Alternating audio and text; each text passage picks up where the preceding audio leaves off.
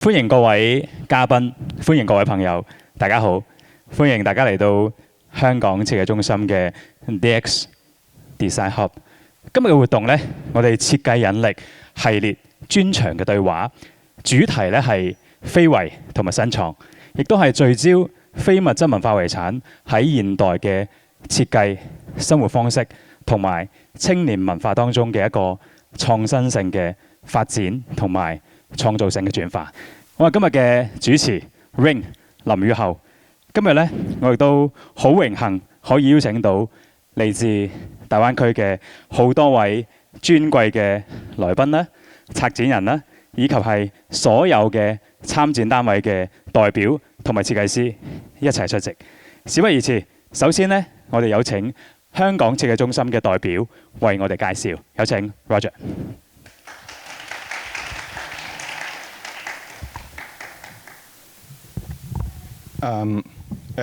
你好，大家好，歡迎大家各位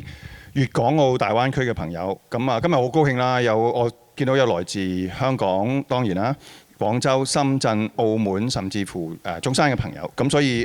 亦都好高興喺代表香港設計中心歡迎你哋嚟到呢一個咁特別嘅場地。咁希望你哋聽完呢個講座之後呢，有機會去睇一睇我嘅展覽啦，包括呢個設計引力呢個展覽，同埋下邊霓虹燈嘅一個展覽。咁我好高興，其實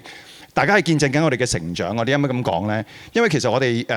香港設計中心喺呢個 DX 設計館呢度呢，其實一路咧都好致力咁樣去推廣大灣區呢個咁樣嘅合作，同埋想探討下其實大灣區呢個設計呢個生態係點樣啦。咁大概2年之前呢，我哋都做咗第一場嘅叫做大灣區之夜嘅一個展覽，1晚嘅啫。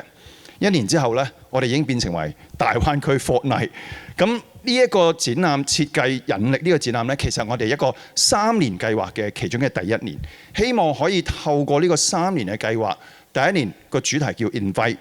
第2年、第3年之後，希望我哋可以真係有啲嘅成果，有啲嘅 collaboration， 有啲嘅互動，有啲嘅合作。咁今日其實都有一個少少嘅使命，就其實你已經做緊呢個幫我哋，就係一個引進來走出去呢個咁嘅動作。咁呢個展覽其實都12月嘅時候開展咗啦，咁亦都好多朋友嚟過睇。咁其實都有好多朋友真係有興趣嘅，就係帶呢個展覽去唔同地方，包括國內唔同嘅城市，亦都頭先我都同 Ken 都傾過啦，亦都甚至乎遠至到歐洲都有朋友真係想知道其實大灣區嘅設計生態係點樣呢？咁呢個係好開心嘅。咁至於今日個主題呢，其實我本身係一個建築師啦，咁我其實都做好多保育工作，所以對非遺都略知一二，咁但係我亦都好開心。今日除咗有非遺、有設計師、有演藝界朋友去呢一個咁嘅項目嗰度探討一下，我睇過呢個展覽，其實我最深愛嗰2件東西，都係用一啲好根深蒂固嘅國內一啲嘅文化，我哋中國傳統嘅文化，將佢融合咗一啲科技或者啲現代嘅設計嘅思維嚟到做咗一啲好特別嘅產品。我等大家去欣賞下，聽下我哋嗰9位嘅 speaker、9位講者嘅分享之後，睇下你哋嘅心好嗰2個作品同我嗰2個有冇相關啊 ？OK， 咁事不宜遲，咁我都將個咪交翻俾你啦 ，Rain，thank you。多謝 Roger。同時亦都好多謝設計中心可以同埋 DX 館可以俾到我哋一個咁嘅平台去做呢件事啦。咁啱先講到啦，當然一陣間會有好多嘅我哋嘅非遺傳承人啦、青年嘅藝術家啦，甚至會有好多科技嘅一啲嘅朋友、潮玩嘅朋友喺圍繞住我哋嘅設計當中做咗好多啲好有型嘅事。咁所以呢，其實我哋喺介紹咁多位出現之前呢，亦都想同大家介紹呢一位嘅好朋友啦，亦都係今次我哋呢個展覽同埋呢一個成個活動當中非常之重要嘅一位人物啦。佢將會同我哋去介紹下點解要做呢件事，同埋點樣將呢一班人一齊 group 起身做一件同非遺相關同埋同設計有關嘅事。咁到底係一股點樣嘅力量可以令到佢做呢件事？我哋跟住有請 Kent 嚟。係。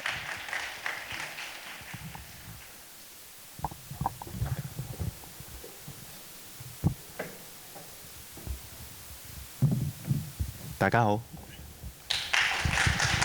OK， 好。先用普通話先做一個介紹哈。各位嘉賓、設計界的朋友、媒體朋友，大家好。我是黃靜，是 DX 設計引力連接凝聚大灣區的策展人。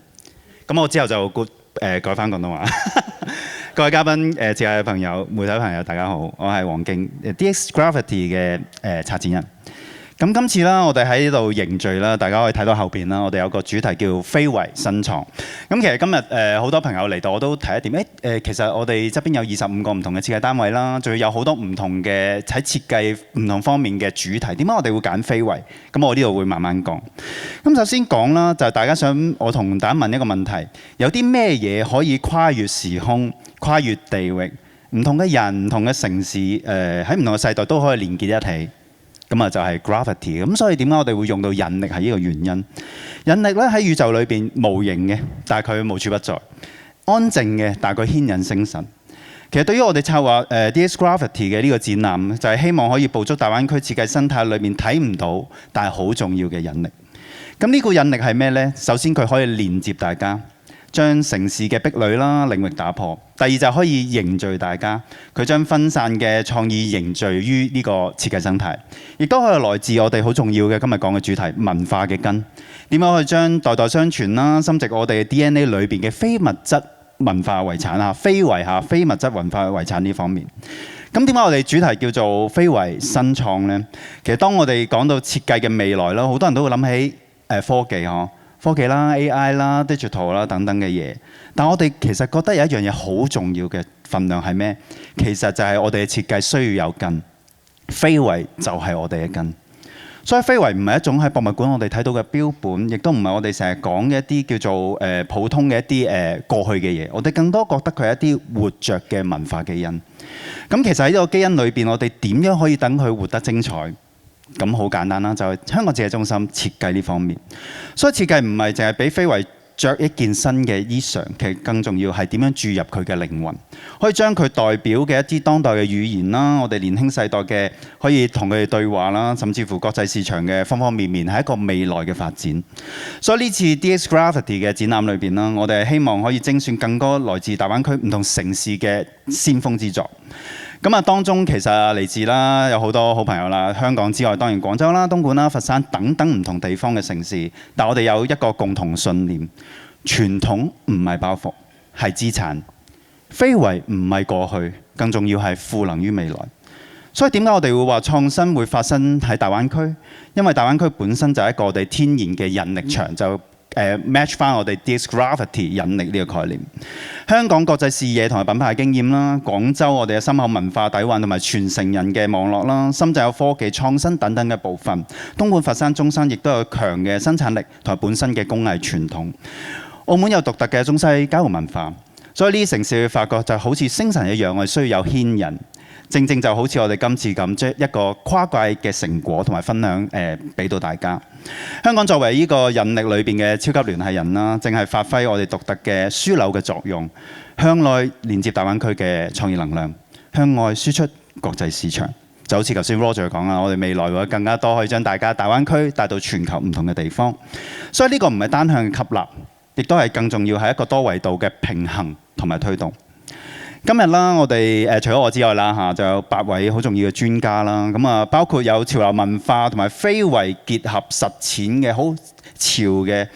林宇後先生啦，亦都有深耕陶瓷工藝嘅許君如同埋何曉華啦。跟住亦都有將我哋宋代美學搭當代生活嘅黃建雄老師，亦都有就係我哋長期研究澳門非遺嘅方惠平博士。亦都有我哋喺粵劇舞台上面探索傳統啦，同埋亦都係我哋好重要嘅一個當代人物啦，林詠詩女士。咁啊，當然提到啦，醒獅文化、潮流文化嘅周豪輝先生。咁啊，最後一個就係我覺得喺深圳裏邊無人不識嘅，而家喺深圳地鐵咧車廂裏邊就見到 Pop 新地嘅廣告。咁啊，陳銳等等就好需要大家嘅分享。咁所以大家會睇到今日一個我哋嘅非遺嘅主題，其實裏邊有好多喺大灣區裏邊非常重要嘅大咖嚇。咁啊我哋今日嘅對話唔係淨係分享經驗，最重要我哋希望碰撞到火花。我哋想探討嘅問題包括非遺究竟未來係可以點樣同創新一齊實現，設計點樣可以同文化傳承同商業價值產生橋梁，大灣區嘅城市協作點樣可以幫我哋嘅非遺做到一個更重要嘅土壤。所以最後我想講DX Graffiti 設計引力嘅願景同埋總結。咁啊第一啦，其實我哋一路講係 invite，咁我希望借助我哋啱啱呢一個側邊嘅展覽同埋今次嘅分享啦，等大家大灣區嘅朋友認知香港設計中心，認知香港設計中心呢個平台。第二就係 involve，我哋希望嚟緊係大家可以共創一啲嘢嚇，所以我哋點樣去產生一個生態嘅共建？最後就 together，我哋點樣將最好嘅非遺、最好嘅創新帶到全球嚇出海？咁所以非遺同設計結合唔係一個懷舊嘅回望，更重要係一個未來嘅出發。每一件嘅作品都係文化創意嘅心情對話，每一次嘅對話都係希望可以作為一個改變嘅起點。歡迎大家走進我哋一個創意引力場 DX Graffiti， 一起探討連接大灣區，營造一股設計嘅新力量。Thank you everyone. Now let's begin today's wonderful DX talk. Thank you. 多謝 Ken。我發現咧，我哋呢一班人最共同嘅一個點咧，就係我哋不斷喺度做緊傳播，同埋不斷喺度做緊我哋嘅翻譯。其實翻譯咧唔單止係語言上面嘅翻譯，所以我哋今次咧其實傾咗好耐，要做呢個主題嘅時候咧，大灣區設計對話。咁喺書面上面咧，佢係對話，但係其實大家都知道粵語係博大精深嘅，佢入邊藏喺入邊嘅嗰個對話，我哋將佢翻譯成為傾偈。傾偈嘅偈字其實就係有智慧嘅對話，所以咧我哋亦都好希望呢一種嚟自於以前六祖慧能嘅呢一種嘅有智慧嘅對話叫做佛偈。咁我哋亦都好希望可以通過呢一種嘅傾偈嘅方式、對話嘅方式，可以從古到今，我哋好好地將呢件事去傾一傾，去表現一下，翻譯俾大家聽，同埋希望得到更加多嘅大家嘅意見同埋交流，更多嘅合作，同埋可以有更多嘅發展。所以我哋嚟緊今日非常之開心，可以開始我哋嘅第一 part。我哋分享咧會有兩 part 嘅。第一 part 嘅部分咧就係我哋希望通過跨界嘅轉化啦，探討非遺點樣通過設計平台同埋產業嘅合作，進入到更加之廣闊嘅當代嘅文化同埋市場嘅語境。咁第二部分咧，我哋會通過傳統嘅非遺，聚焦工藝啦、表演以及係生活方式嘅非遺，去分享傳承人同埋實踐者喺如何通過當代嘅持續發展嘅非遺，去希望透過嚟自於粵港澳大灣區唔同背景嘅分享，以及係可以促進到跨地域同埋跨領域嘅交流。所以咧，我哋嚟緊有請我哋今日嘅第一 part 嘅分享嘅嘉賓。首先有請 Kent， 同埋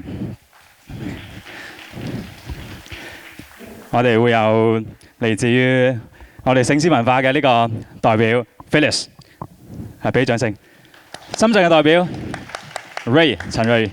仲有我哋澳門嘅代表方慧平博士。跟住落嚟，將時間交俾以下咁多位。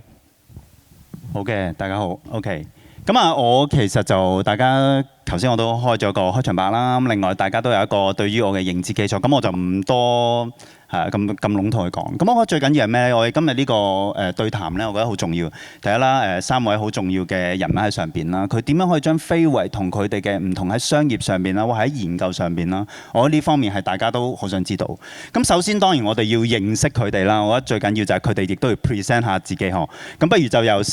Felix 開始講講啦。咁你哋可以注意下左邊其實你哋相關嘅一個畫面嗬。咁我哋會有台下嘅專人為你哋去翻譯嘅。咁可以俾你哋多啲通過呢個畫面啦，等大家我哋嘅台下嘅所有嘅聽眾觀眾都可以睇得更加清楚。不如 Felix， 不如你講下 HEA 點解可以由一個你自己嘅愛好、醒獅嘅愛好，到今時今日，我覺得佢絕對喺大灣區啦、佛山啦，甚至唔同城市，你推動緊一個文化之餘，佢變為一個潮流品牌，同埋你哋亦都同好多唔同嘅真係潮牌合作。咁我覺得呢一個係你可以跟大家先做一個分享。哦，好，大家下午好啊！我叫 Felix 周浩輝，係土生土長嘅香港人啦。咁就其實我一路喺香港做緊，其實我係自己做 interior design 嘅。咁就機緣巧合之後，就同兩個做 fashion 嘅朋友喺國內，咁佢話：喂，online 我哋已經做咗好多啦，又翻落嚟想做翻實體店，有冇辦法我哋可以整一間好型嘅嘢啊？咁點樣去做？咁嗰個 startup 去真係去做嗰件事。咁其實當我哋做 fashion 做咗第一套衫嘅話，以所有我哋以前做緊嘅 fashion， 所有嘅 design 都係抄緊啲某啲外國牌子個 presentable， 所有嘢都係好外國，即係可能美國嘅 vintage 啊，日本嘅輕軍時風啊，咁每一樣嘢啊，我哋可唔可以做啲好具象、好中國文化、中華文化嘅嘢？咁啱就係因為我自己嘅個人經歷，一路喺佛山呢個城市，因為佢好多建築家具、陶瓷嘅嘢，接觸咗好多，亦都識得好多朋友，所以 stay 咗喺佛山，即係來回由我哋前特首講緊3小時生活圈嘅時候，到而家1個鐘就可以來回，已經喺度做緊呢一樣嘢。咁我深入喺仲未有大灣區呢個概念嘅時候，我覺得我哋背靠住一個好深厚嘅文化。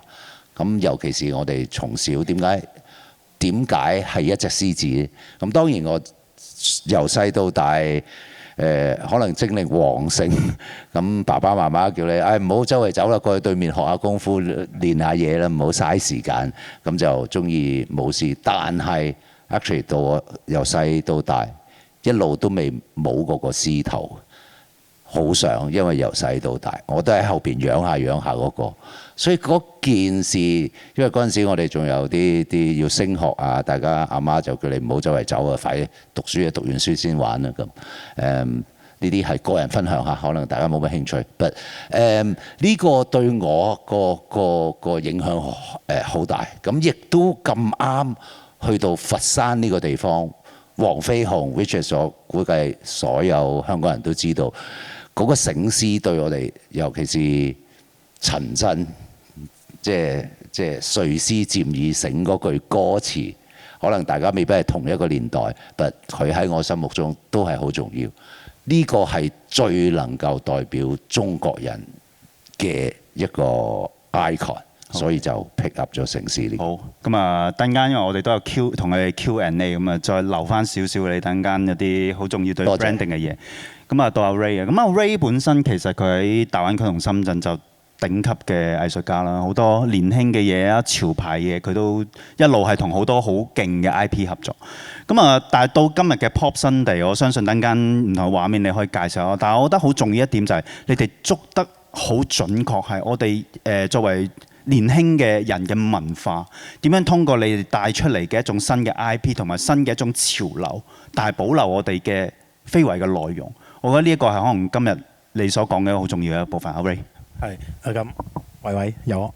即係以往咧先介紹下先啦。Pop Sunday其實係一個 Art Toy 嘅牌子啦，嚟自深圳啦。咁從呢個自己孵化 IP 啦、設計啦、創作生產到電商都係一條龍嘅。咁其實以往我哋做咗好多唔同國際上嘅 license 啊，迪士尼啊、DDB 啊、忍者龜啊，咁做咗好多，咁都賣得好好，有好嘅地方啦。咁後來咧但係咧喺行業裏面咧，其實成個 Art Toy 行業咧一直探討緊2個問題嘅。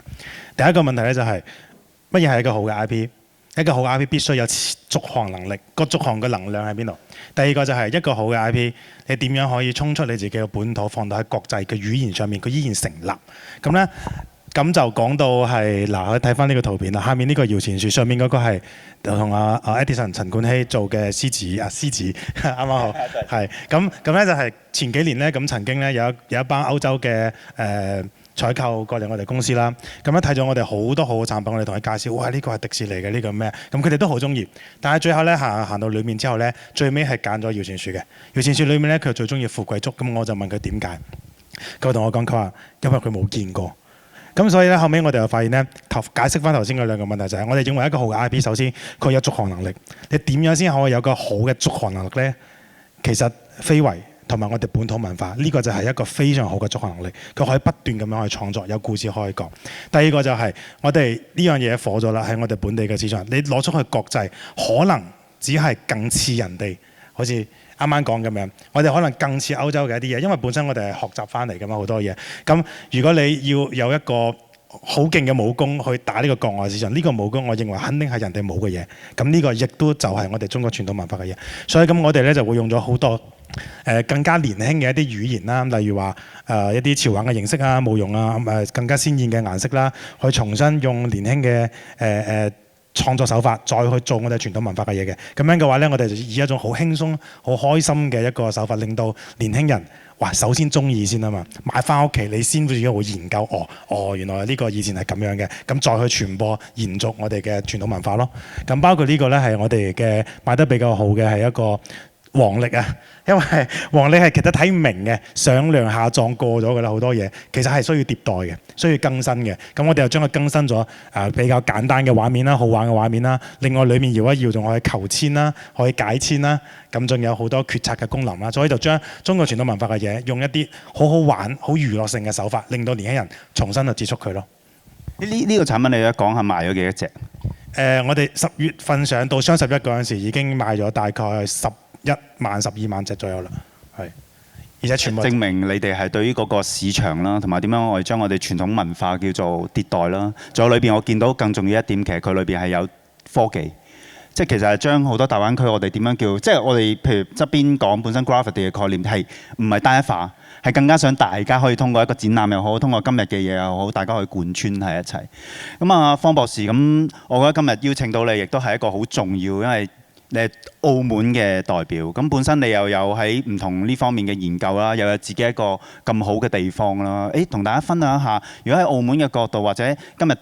我覺得陣間都有好多 Q&A section， 你覺得呢樣嘢同非遺可以點樣可以走得好近呢？尤其是喺澳門嘅角度方面。咁首先好多謝有呢個機會啦，可以即係代表澳門嚟到去參與呢個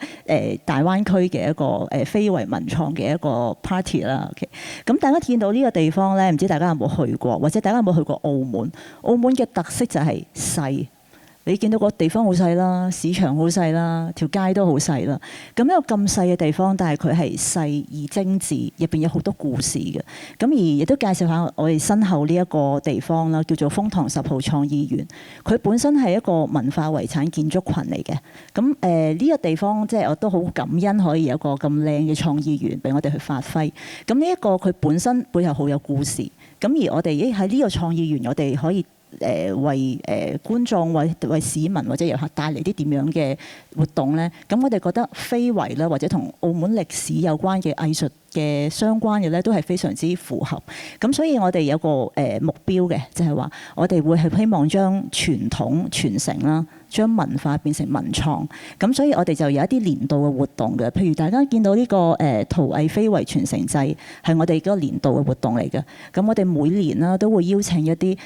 我哋澳門本地啦，或者係我哋認識嘅大灣區朋友或者內地嘅朋友，就嚟到我哋嘅創意園啦，去透過展覽啦，去透過工作坊啦，一啲講座咁樣啦，就將一啲可能大家心目中，我冇接觸過非遺喎，好似好高高在上喎。咁其實我想話俾大家聽，其實係大家生活嘅一部分嚟嘅，你都可以去接觸，都可以去分享得到，亦都可以參與得到。咁所以非遺傳承祭啦，大家見到我哋身後有一啲嘅非遺傳承人啦，包括有澳門廣彩嘅傳承人啦，亦都有中間有我覺得佢好有型嘅呢位係嚟自四川嘅，係啦。咁所以呢個我哋每一年都會繼續去做呢一個嘅活動。咁而呢一個係可能喺展覽方面啦，希望可以俾大家去了解多啲，或者睇到多啲。其實非遺唔係啲好傳統，唔係好古老嘅嘢，其實係可以好靚啦，好潮啦。咁而另外我哋都會有一啲嘅針對年輕人嘅一個俾佢參與或者認識到嘅一啲項目啦。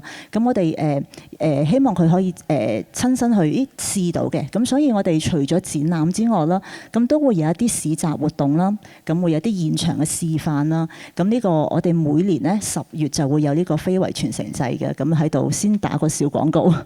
10月份天氣唔錯嘅，嚟澳門旅遊或者嚟風塘10號去參與下呢個非遺嘅相關嘅活動。咁而我哋都好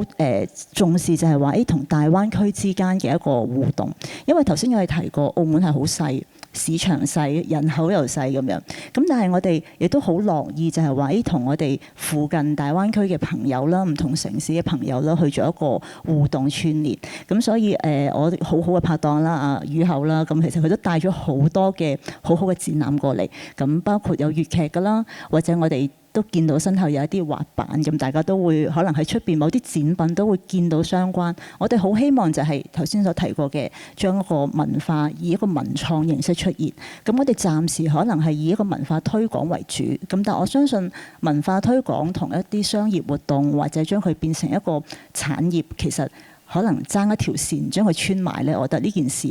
都係大家做緊一個同一個嘅創作，同一個意念嘅。我覺得方博士好好，其實你啱啱講最後呢個就同我嚟緊想問嘅第一個問題係息息相關，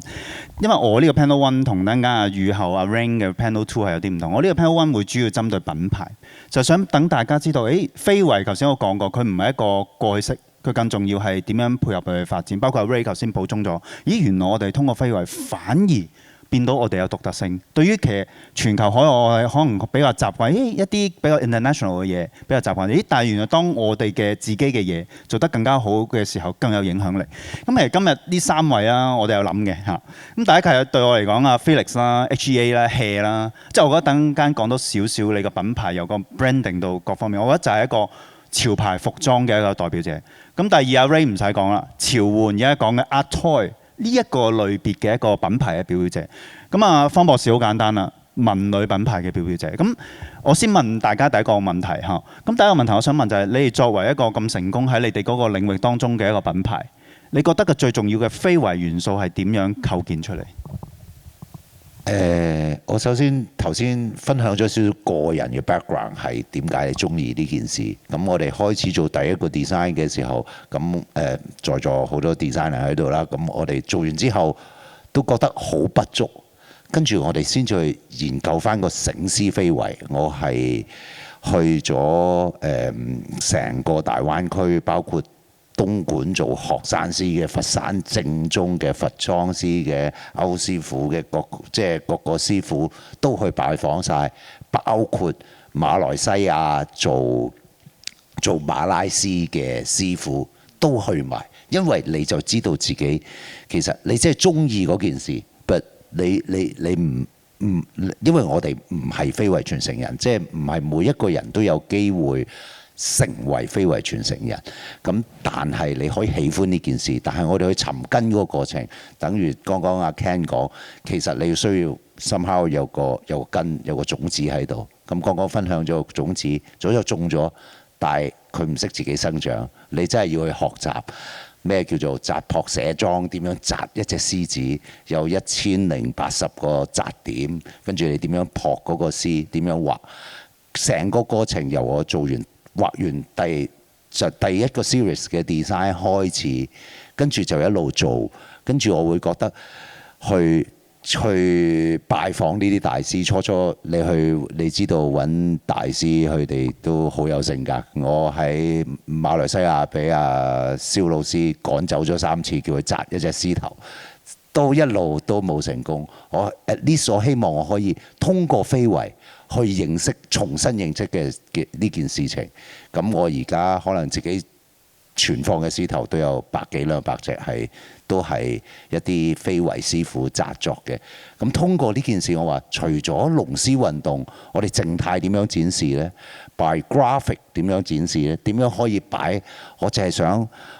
我用好粗暴嘅 design 手段將佢 OK 擺喺一個 graphic 平面件衫度。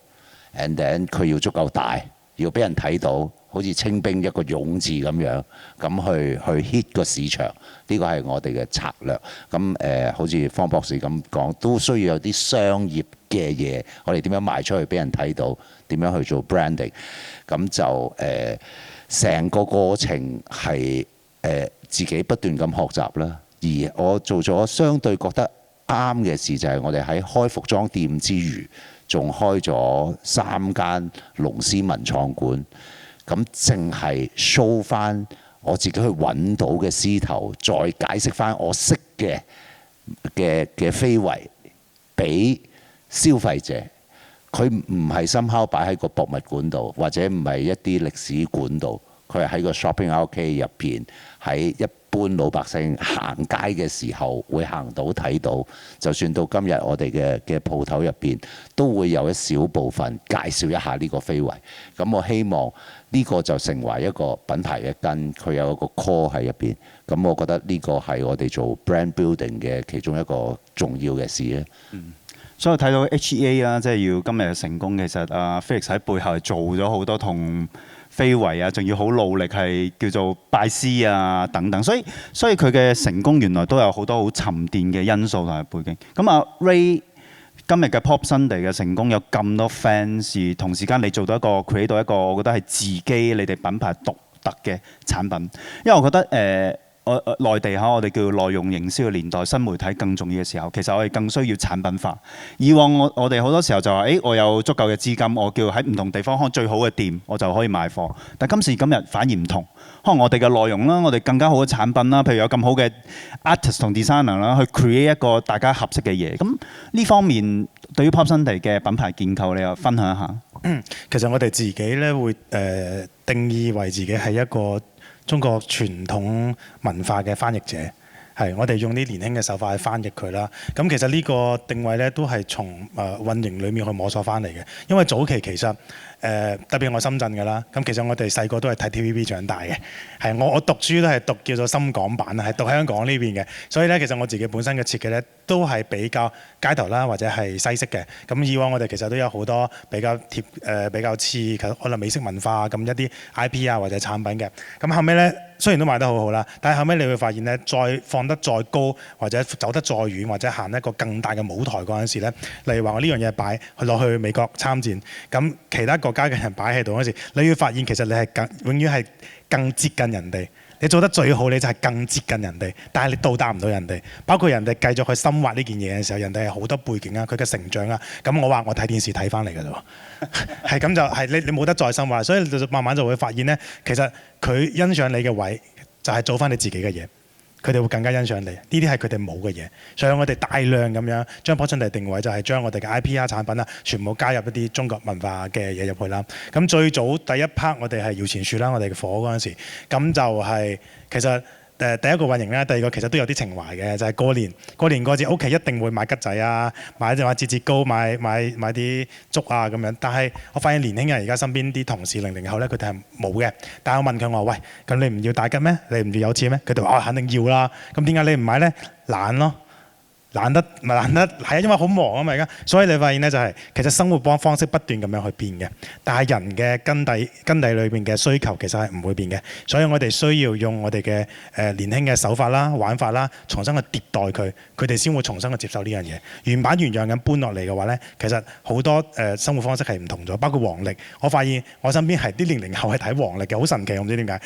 但係睇唔明嘅，佢只係讀佢睇得明嗰幾個字嘅啫。多數係睇唔明嘅，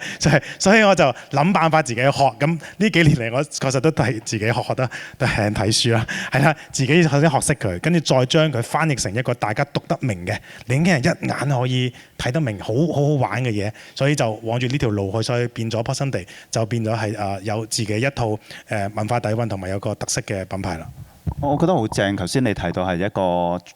translate。即係點樣將非遺 translate 到一個年輕人好容易去接受？即係我覺得呢個係聽落好似好容易個 translate，但係其實我覺得裏邊背後都好似頭先 hea 一樣。其實唔係話我表面可以知道我就將佢轉化，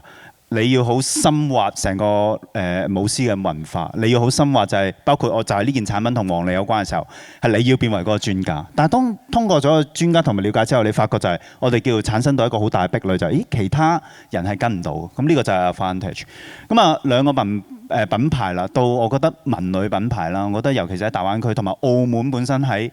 文化旅遊上面，我覺得係非常 strong，因為旅遊呢方面，我覺得喺唔同嘅硬件配套啊，各方面都喺大灣區裏邊，我覺得係一個好強大。咁如果好多人去作為喺澳門裏邊啦，點樣可以通過到你哋嘅品牌同埋你哋呢個區域同埋裏邊嘅內容，你覺得可以做到一個同其他唔同嘅地方，同埋甚至乎點樣可以將澳門嘅呢方面嘅發揮得更好咧？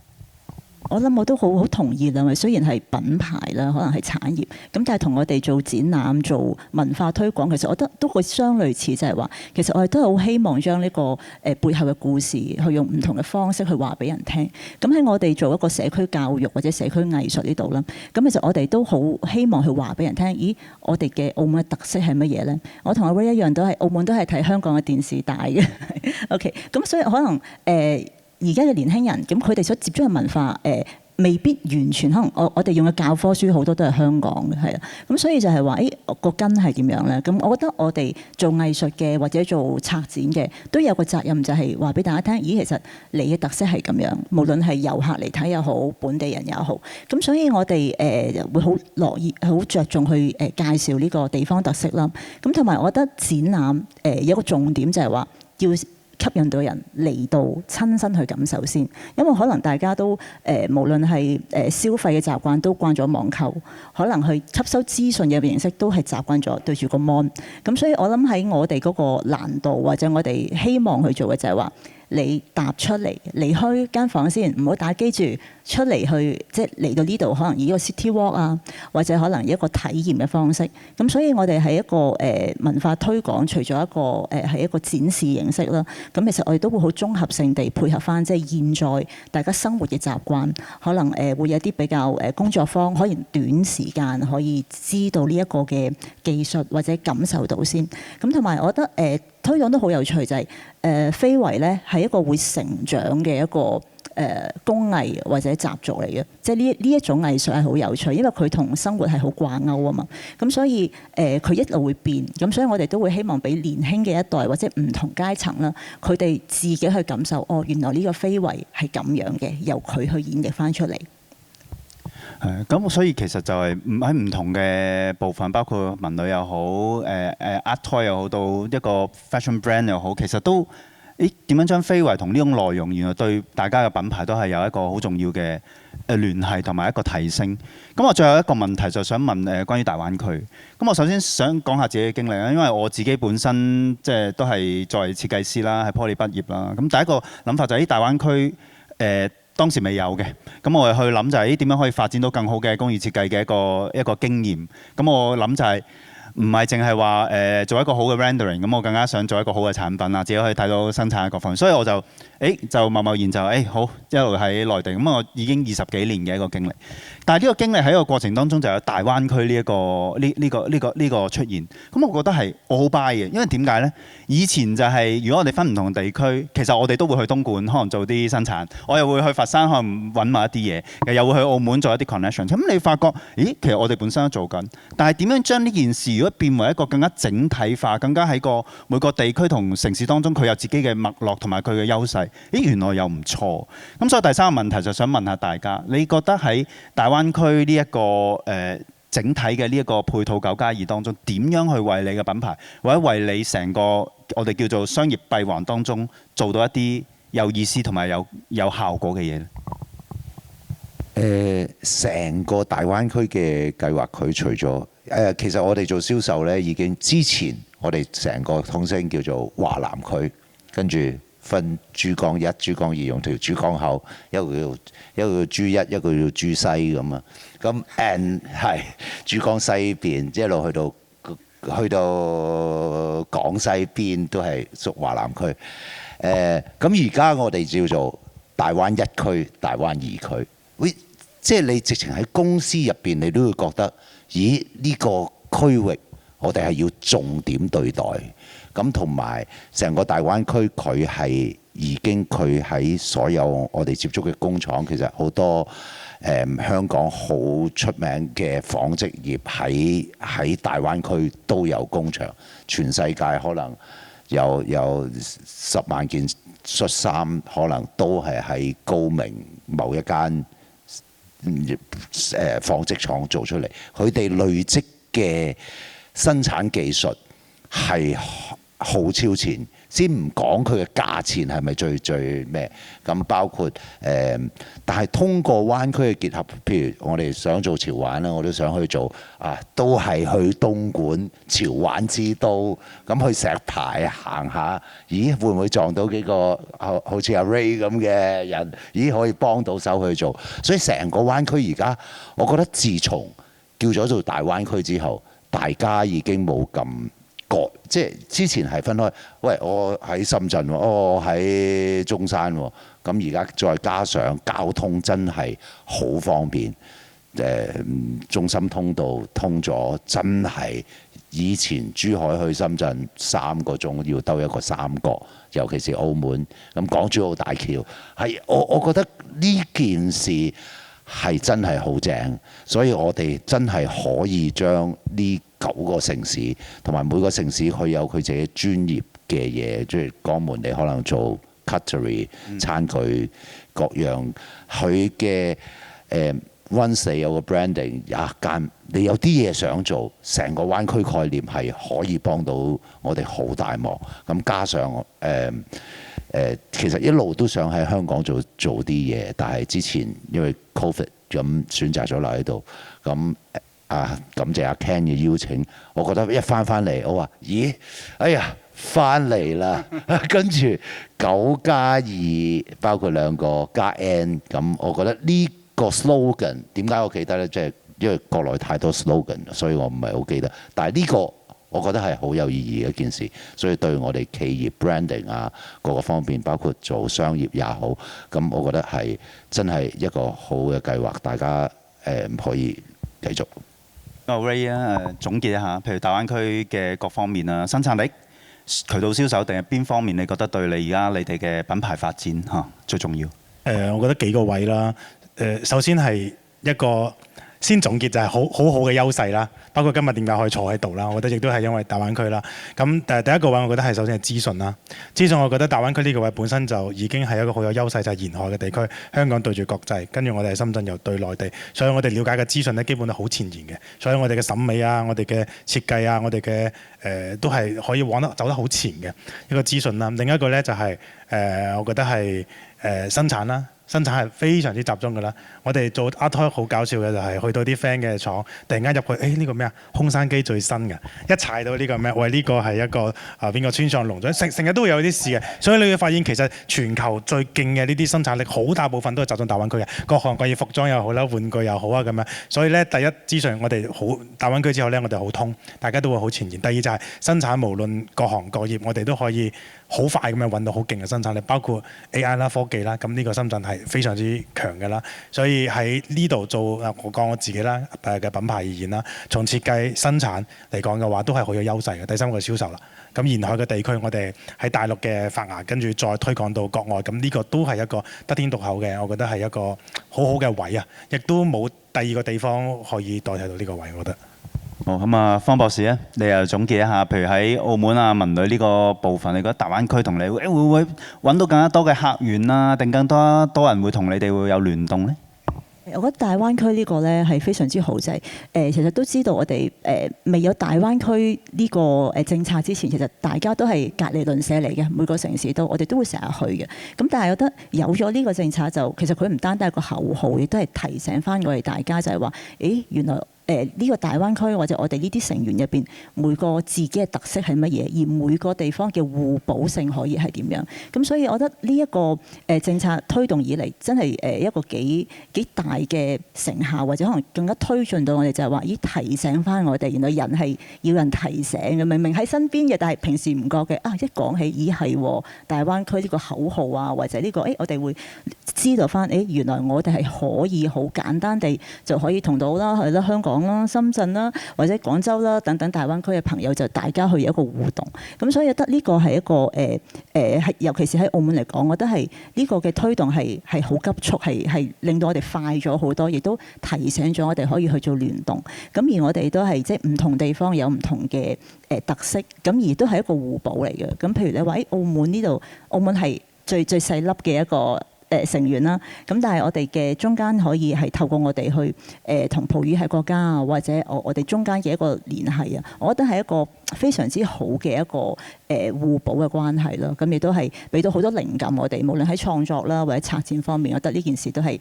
非常之好嘅一個推動。咁我最後總結啦，因為時間差唔多啦，咁啊總結一下啦，即係對於阿 Felix 啦、HEA 啦，我覺得好重要一點就係，其實佢頭先有好多好勁嘅品牌內容嚟講，譬如你哋有接近200間店啦，佢哋嘅銷售啊亦都非常好。咁你睇到就係，原來非遺係可以做到咁嘅體量，做得咁好。第二，阿 Ray 佢雖然唔係我覺得就未必以線下為主，但係你哋線上係非常犀利，一件產品頭先都講已經賣到咁嘅一個體量，所以我哋去通過非遺，通過好嘅設計，其實亦都要了解市場嚇，即係呢個就係我哋講嘅閉環。咁啊，文女唔使講啦，本身澳門就係一個非常重要嘅有旅遊部分嘅一個地區啦。咁再點樣將有關嘅非遺可以融合，我相信係一個文女當中一個好重要嘅部分。好，咁啊，我哋 Panel One 嘅內容差唔多，我想問下有冇在座朋友有一啲提問啊？我哋3位嘉賓。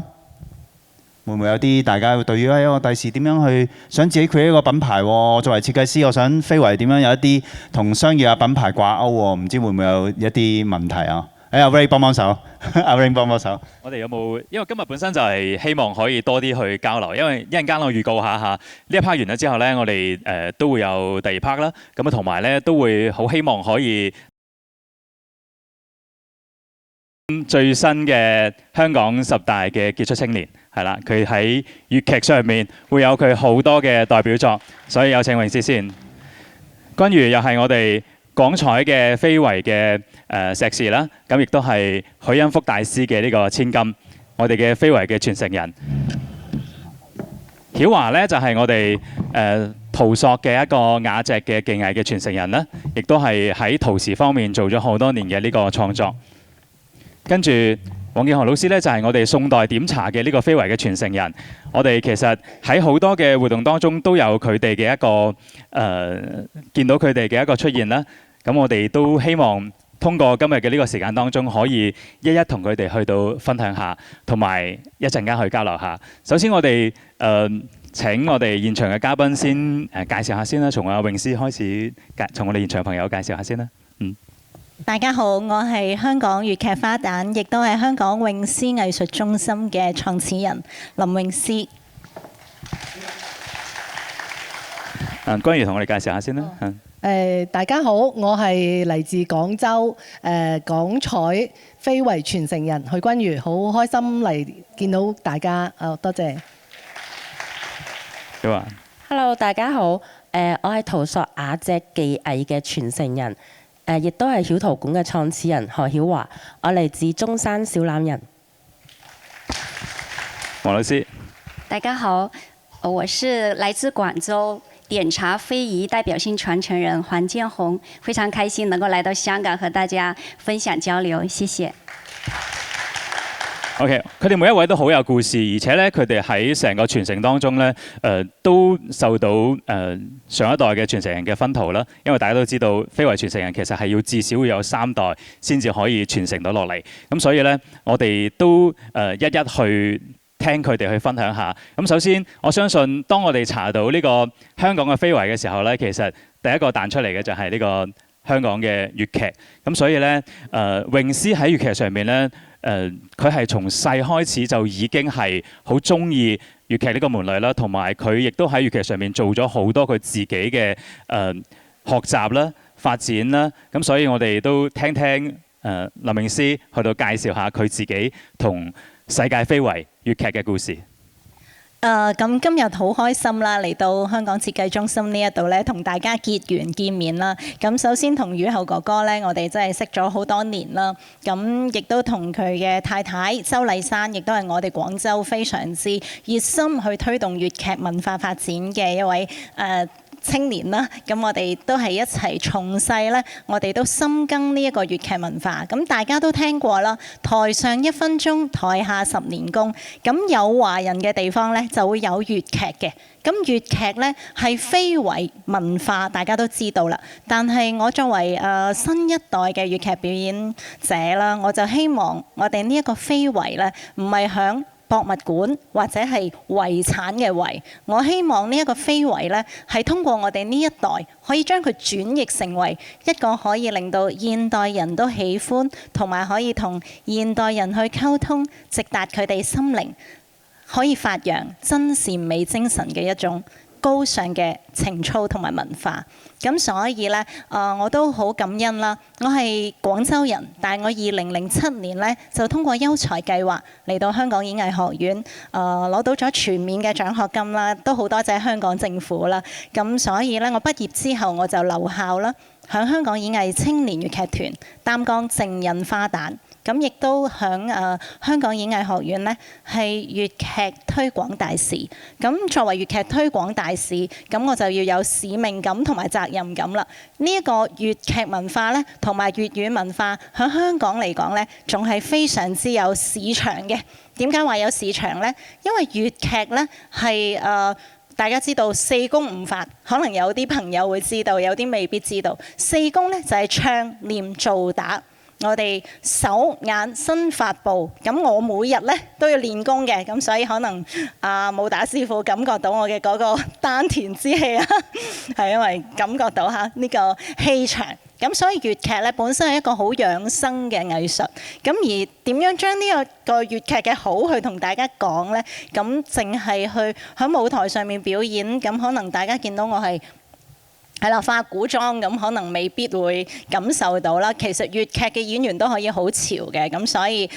我都好感恩啦。喺2025年呢，我係第一個粵劇花旦攞到咗香港10大傑出青年。咁呢一個殊榮呢，對於我嚟講呢，唔單止係一個殊榮，而係其實成個粵劇界別，我哋咁多年嘅前輩藝術家深耕呢一個咁好嘅非物質傳統遺產，係留俾我哋嘅好多財富，先至積累到我哋今日可以去坐享其成啦。咁作為咗第一位獲得10傑嘅呢一個殊榮啦，咁我更加會做多一啲公益啦。比如今日好開心啦，而嚟到現場同咁多位非遺傳承人啦，同埋咁多位藝術家一齊去分享。粵劇咧，其實佢入邊有好多好多嘅文化基因啊，咁係植根於喺我哋嘅血液入邊。其實每一位講粵語嘅朋友仔啦，咁其實好多時我而家返到廣州啦，咁有好多嘅小朋友，其實佢哋都係講緊比較唔係好正宗嘅粵語。咁其實對於我哋粵劇同埋粵語推動嚟講咧，我哋粵語入邊有9聲6調，咁呢一個9聲6調嘅平仄上下，我哋嘅語音咧，其實係喺我哋嘅基因同埋我哋説話入邊有更多嘅跌宕起伏。咁所以咧，我知道除咗係因為我都好感恩啦，可以代表香港去到好多唔同嘅啱啱講到有華人嘅地方就會有粵劇，咁所以都去到好多唔同嘅城市啦、東南亞啦、美加啦等等，全世界各地咧都有我表演嘅足跡啦。咁其實可以去到世界各地咧，其實唔係因為我林詠詩，而係因為我嘅粵劇藝術帶領我去。咁而粵劇藝術咧，呢一個係我響詠詩藝術中心嘅一個設計啦。其實係我同設計師諗，因為呢一個喺各大嘅地鐵廣告喺2022年嘅時候，當時仲係新冠疫情啊，咁我就覺得我哋粵劇唔單止係粵劇啊，香港嘅做藝術嘅朋友仔就知道，當時係我哋嘅冰河時期，完全係所有嘅場館閉館，係一個演出都冇。咁有一個演出啦，咁我就諗，咁應該可以令到大家有一啲生氣啊，或者有一啲新嘅感覺。咁我就用咗動畫嘅設計。咁而我另外一個身份咧，可以前翻一個 PowerPoint 唔該。係啦，咁我咧就響疫情嘅時候，我就去咗讀清華大學啦。咁亦都攞到獎學金讀香港大學。咁老師就話如果你想粵劇更加走近民心咧，除咗因為我平時係喺舞台上面，咁千幾人喺舞台下，我哋根本冇一個可以近距離交流。咁佢哋教授就話：你有乜嘢可以走出去咧？跟住我就諗，我自己喺羅浮山嗰度有一個自己家族啦，都係傳承俾我嘅茶山。咁而呢一個茶山咧，所有嘅茶就係有機嘅、純天然嘅，即係我哋自己本身都飲嘅茶。咁我就諗，咁可以用茶作為一個媒介。咁呢一個茶咧就叫做詩茶啦。我叫林詠詩啊嘛。咁爸爸媽媽希望我詩比壽更有福。咁所以呢一個茶咧係係絲茶，絲茶亦都係客家嘅文化啦。咁透過茶咧同粵劇亦都好有關嘅喎。咁大家知道西九戲曲中心入邊咧有一個茶館。咁呢一個茶文化咧，亦都係古代文人墨客咧會飲住茶嘅浮沉咧，亦都係會好似人生一樣。咁所以呢一個絲茶就同我嘅粵劇咧就有一個跨界嘅聯動。咁喺2024年亦都獲得咗亞太區文化創意產業大獎。咁呢一個創意產業大獎咧，對於我嚟講咧，亦都係一個強心針啦，咁亦都係喺香港嘅28間超市咧會有呢一個茶去進行售賣嘅。咁售賣咗嘅一啲收益咧，我亦都會全數攞去做公益。咁而除咗絲茶之外咧，我亦都有從啱啱喺2025年嘅亞太區國際時裝展喺香港會展中心，我就作為一個粵劇花旦，去同一班外國嘅 model。去行 catwalk， 咁亦都係首個啦，粵劇花旦去做呢一件事。咁我覺得我自己會有一個文化嘅自信啦，因為我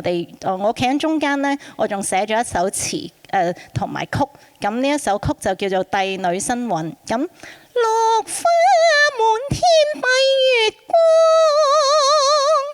咁呢一句咧，我相信大家咧都經常聽噶啦。多謝多謝。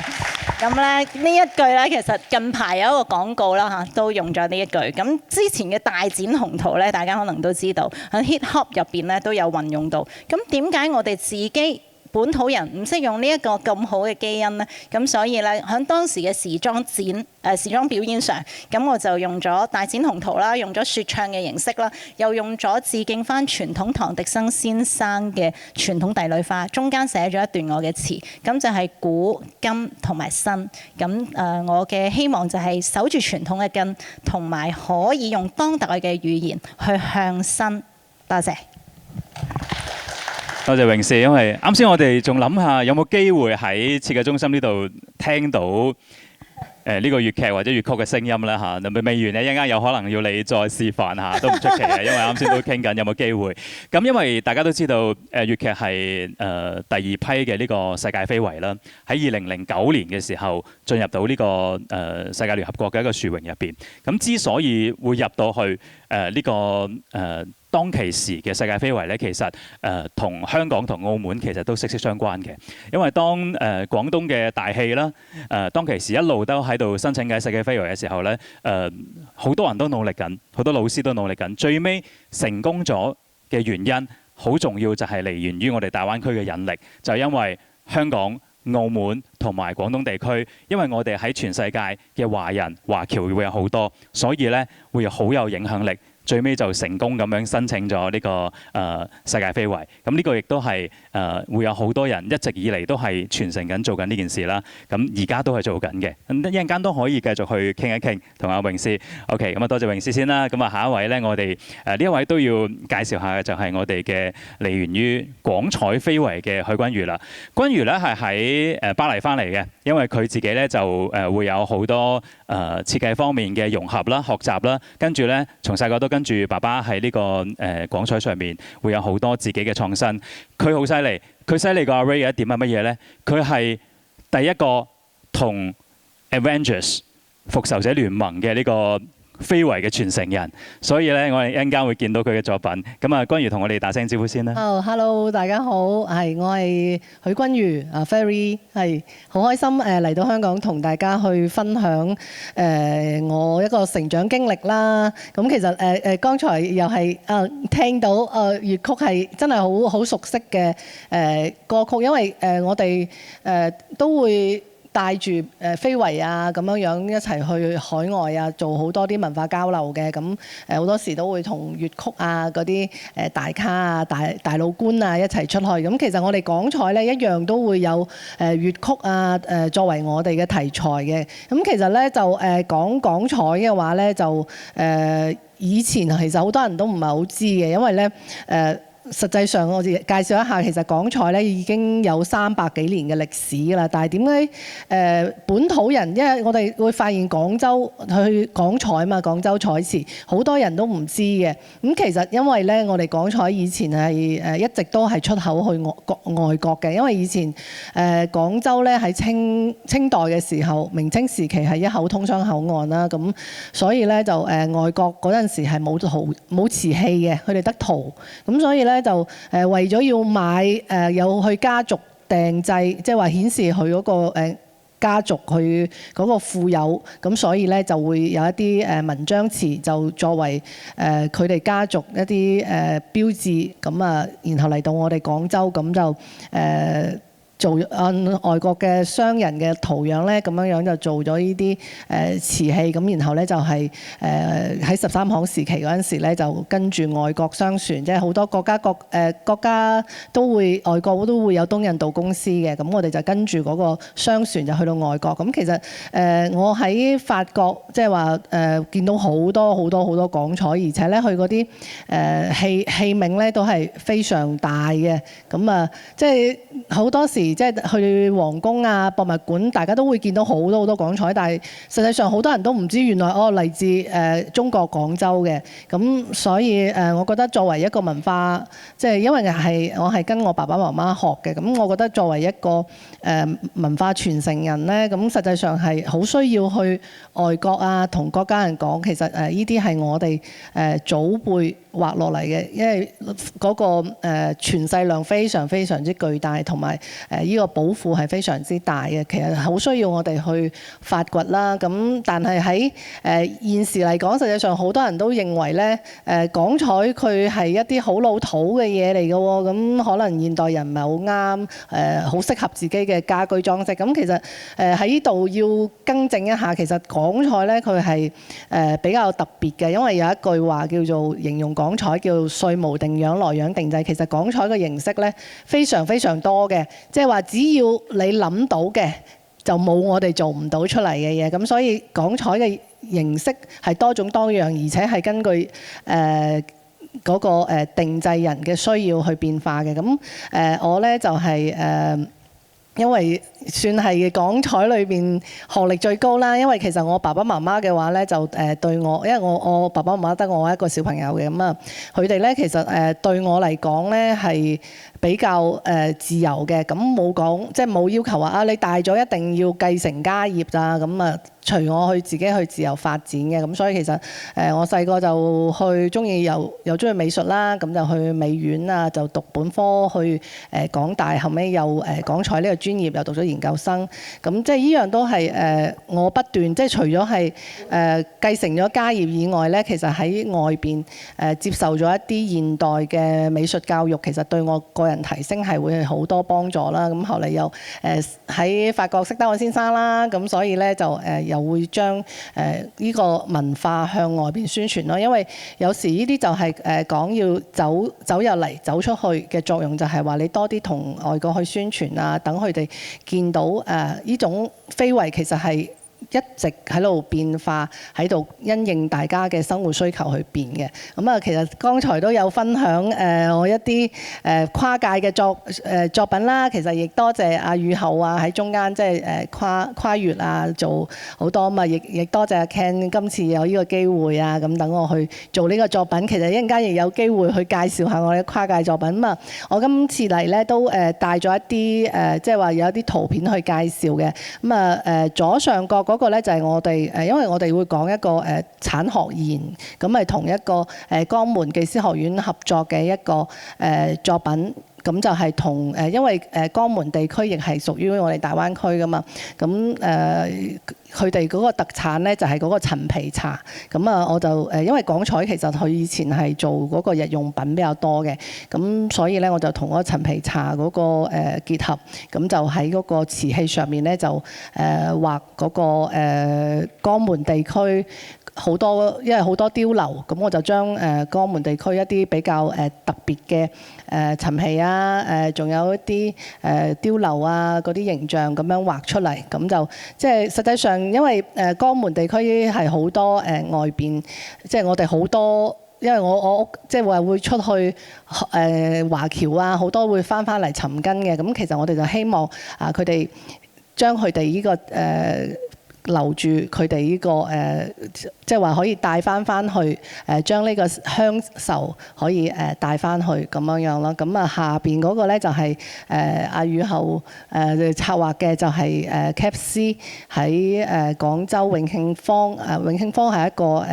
我哋荔灣地區荔灣區一個比較好玩嘅一個文化創意區。KFC 咧就喺嗰度開咗一個第600啱好有第600間分店，咁所以咧就做咗一件作品係同嗰個塗鴉藝術家跟住一齊合作嘅一個新嘅港彩作品嘅。咁其實都係一個挑戰嚟嘅，因為港彩嘅話，因為佢要經過2次燒製，咁所以咧就要將啲顏色固定嘅話咧，其實就唔係話好似普通畫落紙就搞掂啦。我哋仲要燒製呢一關要過嘅，咁所以就做出嚟嘅作品效果都會比較好玩。咁所以後邊又玩咗啲好玩嘅嘢，又可以過一個後邊嘅 PPT 睇睇。係啊，上面嗰個，因為我其實係一個視頻嚟嘅，就係嗰個漫威同埋嗰個WeChat 嗰個線上文化展啦。咁其實我就同其他非遺傳承人一齊咧，就係因為當時係嗰個復仇者聯盟嗰個活動，咁所以佢哋就揾到我啦。咁我就係咁多個，因為就係每個藝術家以佢嗰個特點就配合佢個漫威英雄嘅。咁其實大家唔知有冇睇呢個復仇者聯盟啦？大家可以估到我扮嗰個角色係乜嘢嘢啦。其實就係嗰個黑寡婦嗰個形象咧。咁不過我冇剪到我嗰個樣嘅，因為我比較怕醜。咁其實我都係比較中意就係以作品去講我嘅古仔啦。咁然後下邊一啲咧就係下邊嗰一幅咧就係話近期同嗰個華潤地產一齊合作嘅作品，因為我哋其實代表咗廣州一種文化，咁所以其實好多時一啲要展現，因為你成日講文化係乜嘢嘢咧，係一啲好虛無嘅。咁但係我哋港彩咧就係有一啲瓷器啊，做出呢個環境，咁所以又係有一啲作品喺度咁樣咯，係。OK， 咁多謝君如嘅介紹。我相信佢嘅故事會有好多嘅，一陣間我哋仲有機會可以去好好同佢傾一傾偈啦。咁嚟緊要介紹嘅就係我哋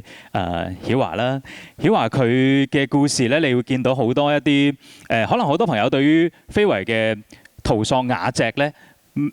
都會有認識嘅。佢其實講緊一種瓦席嘅文化咧，就係喺我哋以前咧，就喺屋頂上邊、屋脊上邊咧，會有好多嘅陶瓷嘅圖騰。所以其實我哋講嗰引力啦。好多嘅非遺之間係息息相關嘅。啱啱好嘅上邊呢，佢所演繹嘅好多嘅陶塑嘅公仔呢，就係嚟源於好多粵劇嘅公仔，好多唔同嘅戲喺上邊瓦席去到上演。而佢哋嘅瓦席呢，其實係遍佈咗好多地方，包括我哋非常之知名嘅陳家祠啦、文武廟啦，甚至會有好多好多。我哋都等阿曉華嚟到同我哋介紹下先嚟。係 ，Hello， 大家好。再介紹一下，我係陶塑瓦席技藝嘅傳承人何曉華。咁我係嚟自中山小欖嘅。咁今日非常之高興啦，可以嚟到香港設計中心，多謝阿 Ken 同埋阿 Rain 嘅活動嘅一個安排啦。咁我哋有幸可以喺呢度咧，同咁多位年輕嘅藝術家啦，同埋非遺傳承人一齊喺度交流有關傳統非遺文化，響點樣通過當代嘅設計，俾大家見到我哋嘅創新嘅表現。係咁咧，依家你見到圖片嘅咧係我哋嘅傳統嘅陶塑瓦席啦。咁其實佢係嶺南古建築入邊三雕兩塑嘅標誌性嘅工藝嘅其中一個工藝。咁嶺南建築三雕兩塑，佢包含咗磚雕、木雕、石雕同埋陶塑同埋灰塑嘅。咁我哋就係做其中嘅陶塑。咁我哋可以見到啦，佢係放咗喺整個古建築嘅最高嘅位置，係啦，最高嘅位置。咁其實佢整個視覺就係好似我哋依家我哋見到嘅廣告牌咁啦。咁佢就係傳統響古代時候嘅一個廣告牌啦。咁我哋響好遠嘅時候見到呢個陶塑雅脊，我哋就知道誒嗰度係有個祠堂廟宇嘅，係啦。咁呢個傳統嘅文化，佢以前係放喺祠堂廟宇嘅上邊啦。陶塑雅脊，我哋頭先有講到根，陶塑雅脊嘅根係邊度呢？其實就係我哋嘅古法製陶技藝。咁我哋依家依然係沿用清代嘅古法製陶技藝。咁依家你可以見到嘅呢係我哋嘅古法龍窯啊！我哋整個生產嘅技藝呢係採用我哋嘅純天然嘅草木灰去製釉，然後響呢個古法嘅木柴龍窯入邊，經過1250度嘅高溫燒製而做出嚟嘅。咁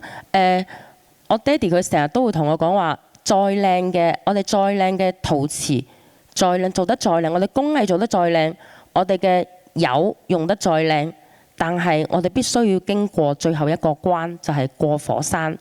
就係燒製嘅呢個技藝。如果佢燒壞咗，咁呢件作品就又要從頭再嚟啦。咁其實傳統嘅柴窯呢，佢嘅燒成率呢，只係得30%嘅啫。即係古代嘅時候，我哋嘅古人，我哋嘅祖先，我哋燒柴窯嘅成功率得30%。咁所以就意味着一件靚嘅藝術品呢，其實佢唔係咁容易做出嚟嘅。咁我亦都講翻我今次嘅做嘅呢件陶瓷滑板嘅呢件作品啦。其實呢件滑板嘅作品呢係好特別嘅。佢係2025年上一年嘅10月份，我參加咗呢個傳承人嘅一個研修班。咁咧就認識咗君如，係我嘅同學啦，係認識到君如。咁咧當時候咧，我哋就喺度探討緊，佢有一件作品要去完成嘅，就係佢想響陶瓷，佢想喺一個滑板上邊去表現佢嘅廣彩嘅技藝。但係佢做廣彩嘅前提係佢必須要有一個陶瓷嘅滑板，因為佢要喺陶瓷嘅滑板上邊去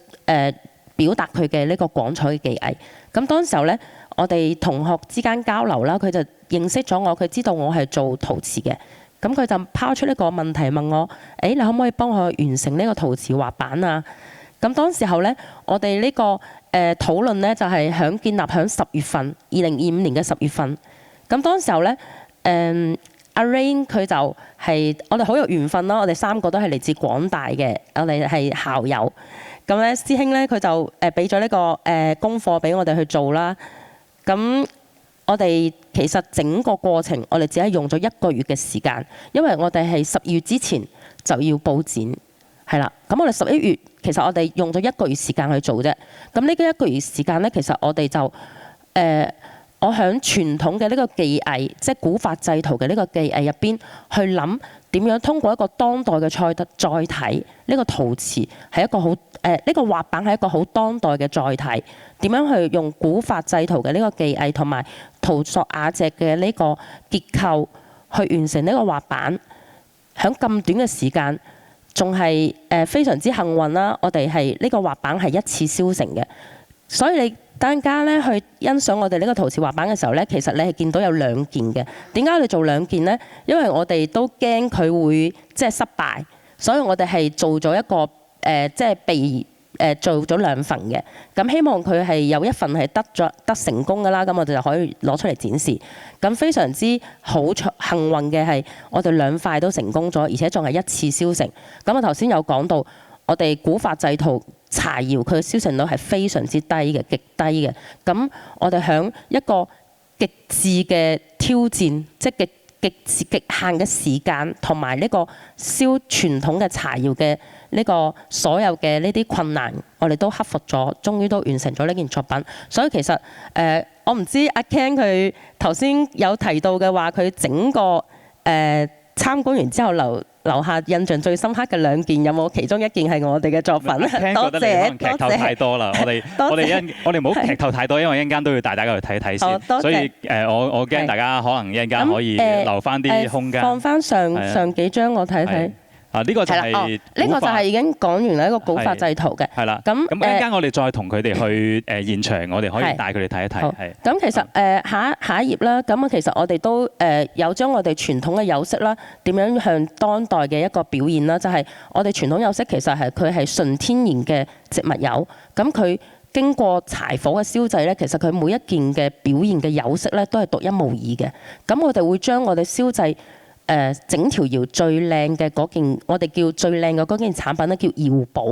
咁啊窯都有一件寶貝嘅，咁我哋會將最靚嗰件寶貝咧，將佢嘅釉色將佢放大，咁樣通過呢種攝影嘅技術去將佢表現出嚟嘅，係一種係啦，大家可以見到頭先我哋其實喺陶瓷入邊，佢最大嘅嗰個即係俾到我哋嘅驚喜，就係佢每一樣嘅嗰個作品出到嚟，你都估唔到佢係發生咗咩事嘅。所以從古到今咧，其實佢喺審美上邊咧會有一種引領，而呢種引領咧，佢唔一定係人為做出嚟嘅嘢。我哋覺得好偉大一件事就係通過一個1200度嘅一個龍窯所燒出嚟嘅一啲嘅作品入邊。你係估唔到佢，你好似每一樣嘢都開盲盒咁樣嘅，你會有不斷嘅驚喜。所以呢個我哋到時都邀請大家有機會可以去現場去感受下，同埋自己可以製到佢嘅圖出嚟。咁我覺得呢個都係可以見到，包括文創啦，或者我哋更多嘅作品。呢個我哋一陣間再留翻時間，再好好地去感受下。咁啊，所有嘢其實都你曉華其實自己會有好多家居嘅作品。其實我哋依家咧，我哋會將呢個傳統嘅陶瓷咧，會融入響家居美學入邊啦。即係我哋覺得呢個陶瓷。佢係為整個空間係一個畫龍點睛嘅一個藝術品，係啦。咁我哋希望傳統嘅文化可以融入當代嘅生活，令到更多人看見，同埋令到更多人去使用佢，去欣賞佢。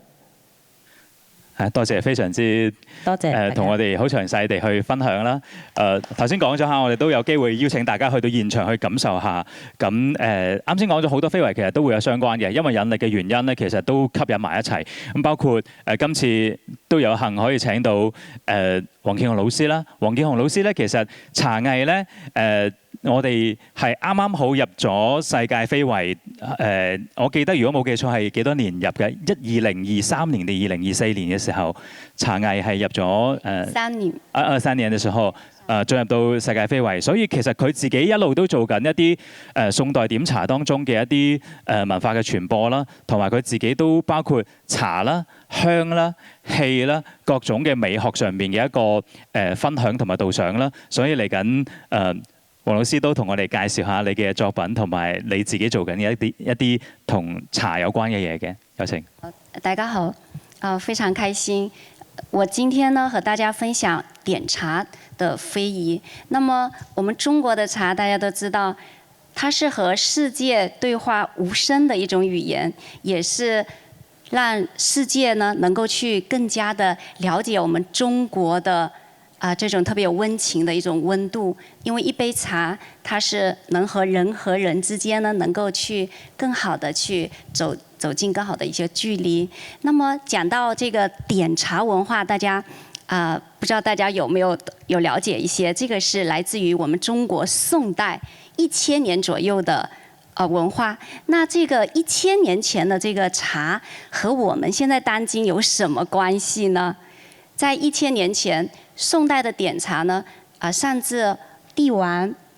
這些文人，還有生活中都是用點茶來去飲用。那麼想和大家去具體的聊一個是日本的抹茶道，大家有知道那麼日本的抹茶道呢，就是源自於中國宋代的點茶那宋代的點茶，它和我們現在當今喝茶泡茶不一樣。那麼相信大家對於泡茶肯定有平時有喝茶的朋友在座的嘉賓那麼點茶和泡茶的表現方式是不一樣的，比如說用的陶瓷，用的技法，怎麼去點，如何去享受一杯宋代流傳下來的這樣的一種茶飲方式呢？所以今天也準備了兩樣茶器，因為雨後也很細心說點茶可能講出來可能大家沒没有很大的一个概念。那怎样能够具象化一点，让大家更好的去了解一下呢？所以呢，带了2样点茶的茶器。然后我想，希望你幫下王老師，因為其實我們以後如果有機會可以感受一下這個黃老師的這個技藝，他這個在古法裡面是非常的就頂尖的一個他自己的這個技巧。對，謝謝。那我現在帶來的這個器皿呢，這個是點茶要用的，我們去復刻宋代的器型去做出來的點茶的茶器。那麼用到了大漆、螺鈿這樣做出來的盞托，這個是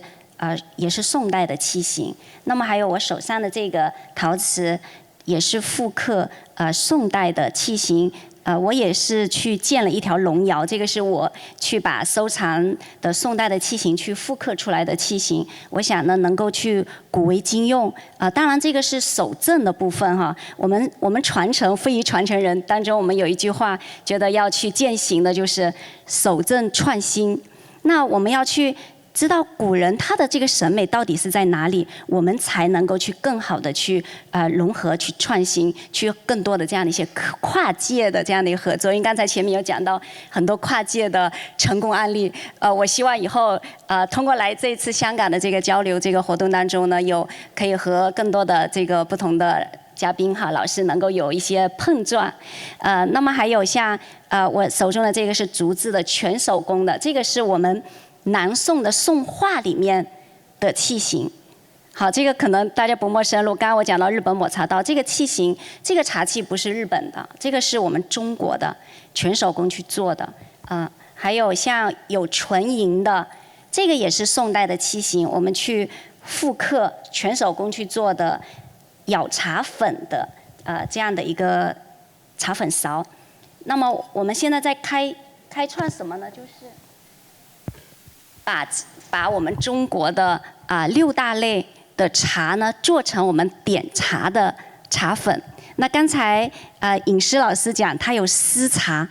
我覺得怎麼我們就和粵劇聯繫上了呢？這個我們之前還沒有溝通，只是彼此看到有這個非遺的項目，原來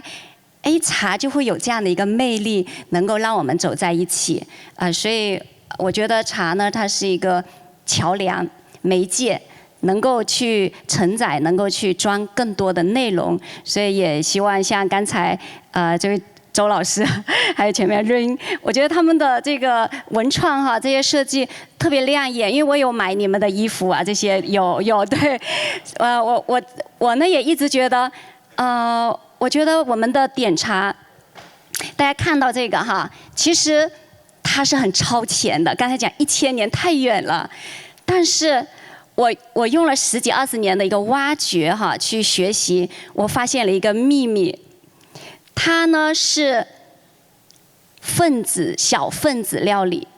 就是我們宋人非常有智慧，他在1000年前呢就開創了小分子茶，因為它改變了茶的分子結構。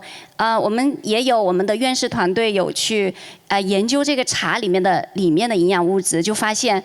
通過把茶葉呢，比如說我們的絲茶磨成茶粉，它本來是葉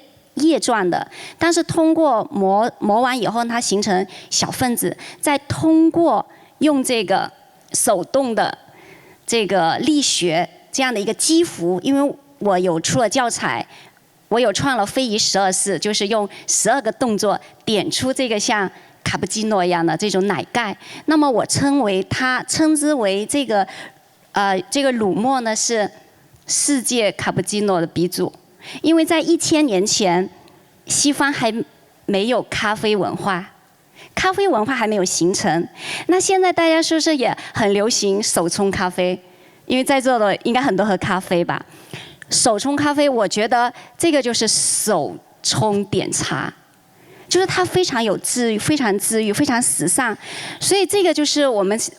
我在想的一件事情，在思考、探索，怎麼樣讓這個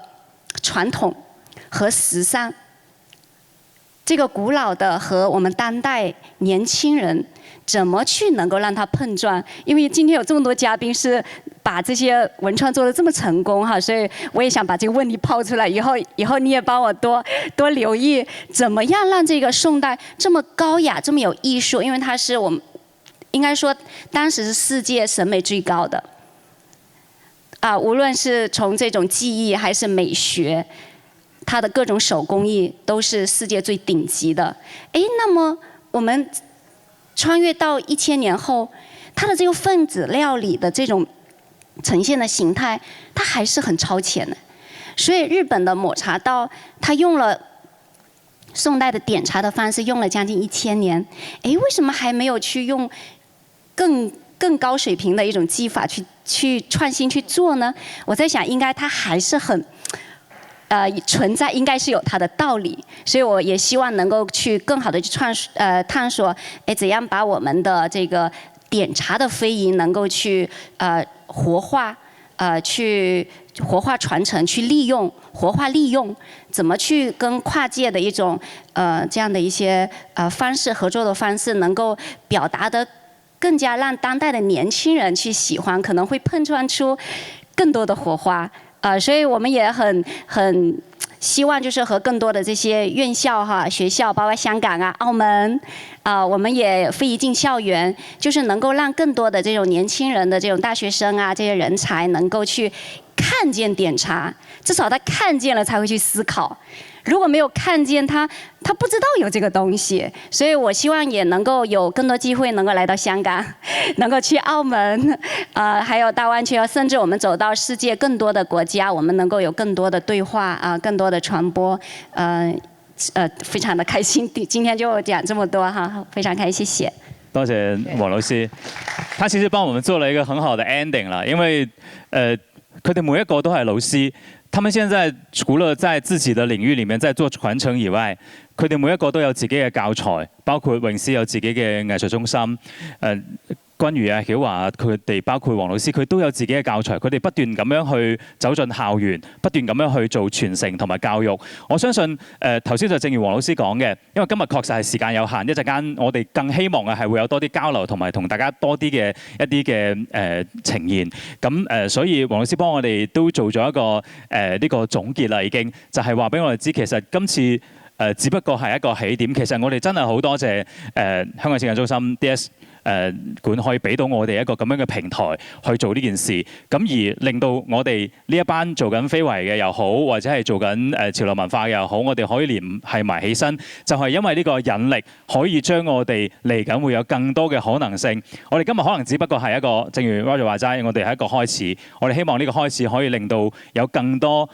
神奇嘅一啲嘅吸引嘅事件可以發生，而呢個發生嘅主角唔止係台上嘅咁多人，其實我哋更加希望可以同翻現場嚟嘅好多嘉賓，或者甚至好多院校、好多我哋嘅合作機構，我哋可以因應翻非遺呢件事去做更多嘅一啲嘅呈現。最尾都多謝所有嘉賓，多謝現場嘅所有朋友。我哋邀請大家嚟張大合照之後，我哋帶大家睇睇展，好唔好啊 ？OK，Kent。我都做一個少少嘅總結啦，因為頭先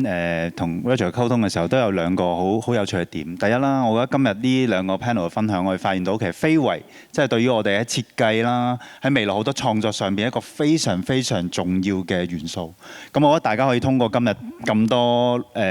老師嘅分享咧，呢樣嘢我哋未來點樣去用好佢嚇，或者係做更加多嘅 crossover。第二點咧又係好有趣喎。咦，頭先好多朋友提到 TVB。咦，代表咩？原來大家好習慣喺以前，我哋喺大灣區又好嚇，都係睇啲 TVB 大。未來係咩？設計，我哋想出海我哋想接觸更加多嘅唔同嘅地方。咁通過香港，尤其是香港設計中心，我覺得係一個非常非常好嘅平台同埋機遇。咁我就啱啱一路聽大家嘅分享，我就同 Roger 諗到呢兩點啊，咁樣同大家講。